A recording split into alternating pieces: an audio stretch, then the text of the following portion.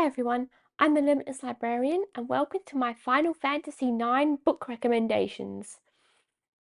I know this isn't the recommendation video I promised would be next, but I did not do one last month and for that I profusely apologise.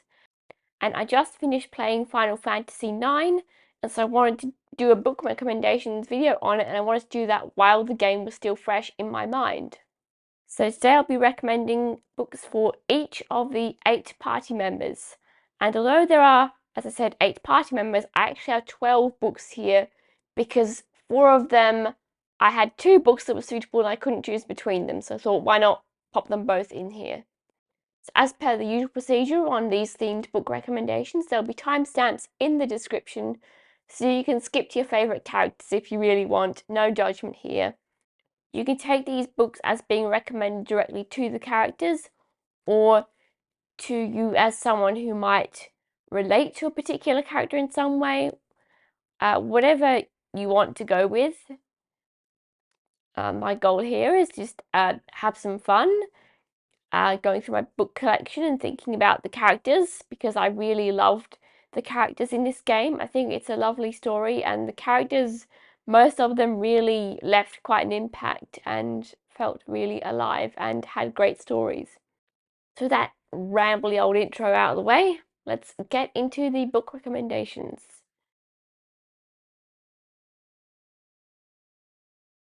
The first character on the list is Zidane Tribal, and for him I have 2 books. The first one being The Lies of Locke Lamora by Scott Lynch. This book is about a thief named Locke Lamora, and he's part of a group of thieves that operate out of this church, and they concoct elaborate heist plans and scams and all that sort of stuff in this low fantasy sort of setting. And although Locke is a thief, he is a very likable protagonist. He's very charismatic, and one of his plans goes a bit south, or rather he discovers a greater plot. He actually decides to stick his neck out and try and stop what's going on.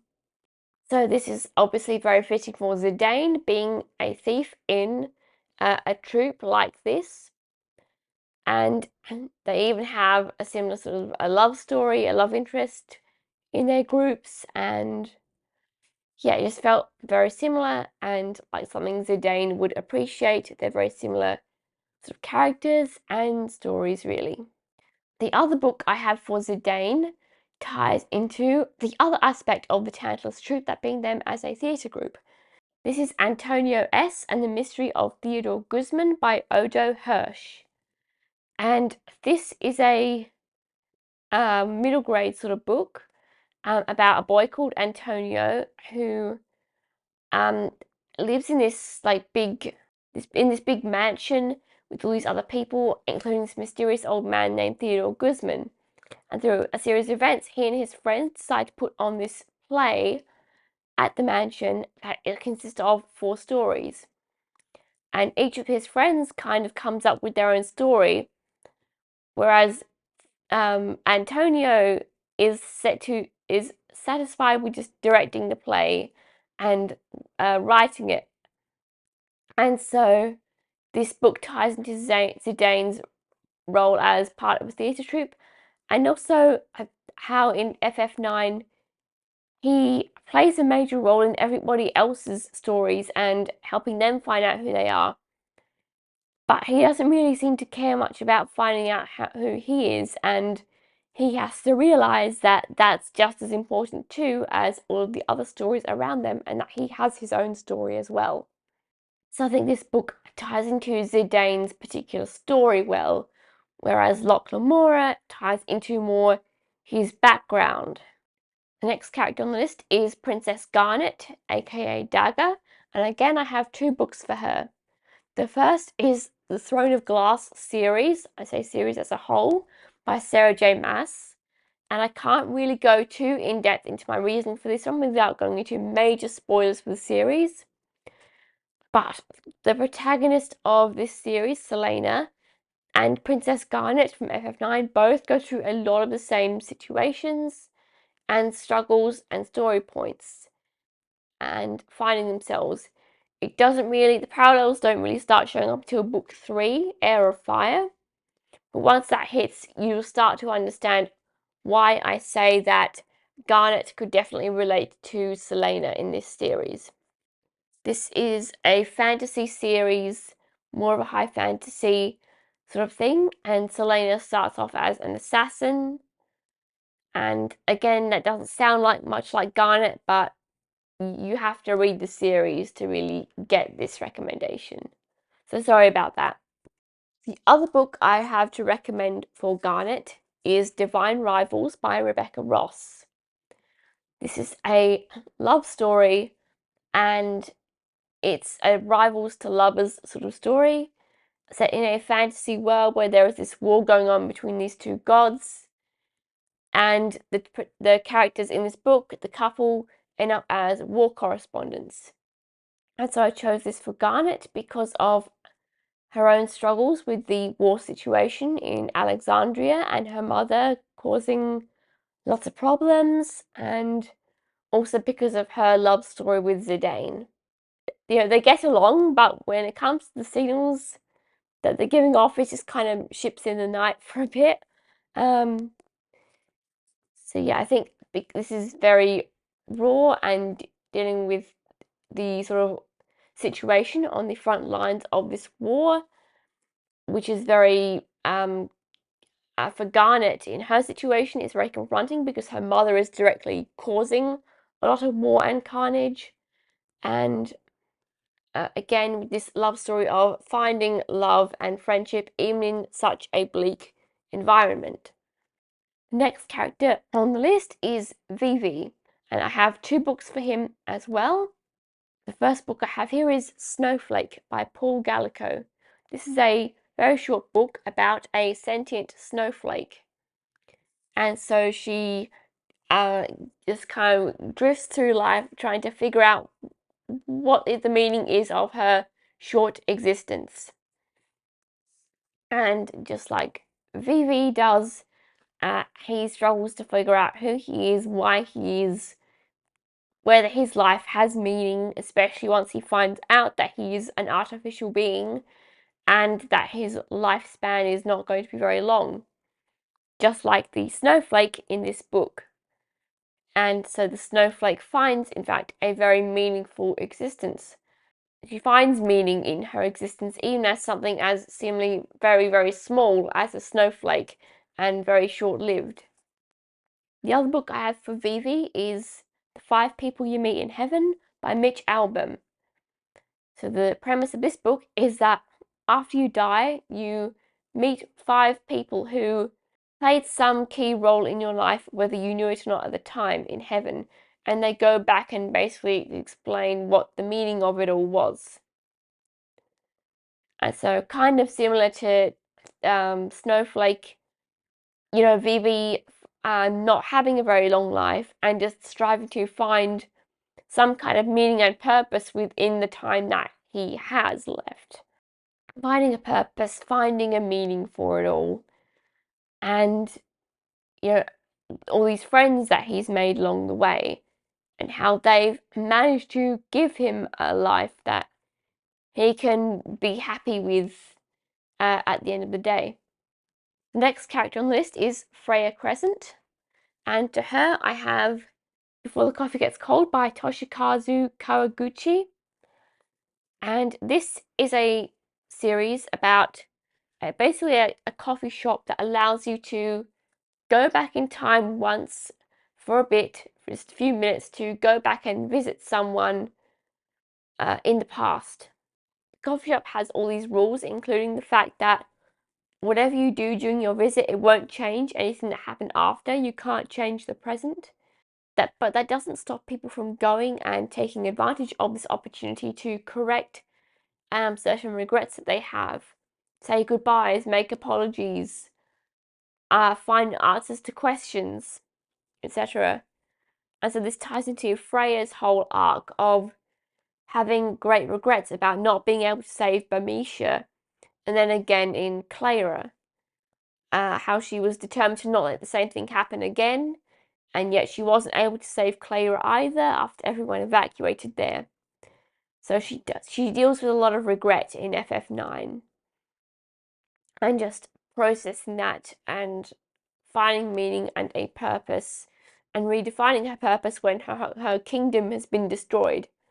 And so that's the thing that a lot of the people in Before the Coffee Gets Cold series deal with, is resolving that regret, meeting people that they didn't think they'd be able to see again, like how Freya was reunited with Fratley, although he didn't remember her, and just finding ways to move on from the sort of circumstances that brought these visits about. The next character on our roster is Adelbert Steiner, and to him I recommend Private Peaceful by Michael Morpurgo. This is a short book. I have a lot of short books on this list.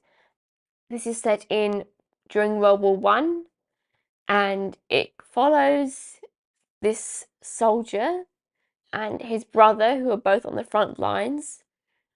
And I can't really spoil too much about that, but our protagonist is struggling with a certain situation that is drawing ever closer with each chapter, and how that can be right, and just dealing with loyalty.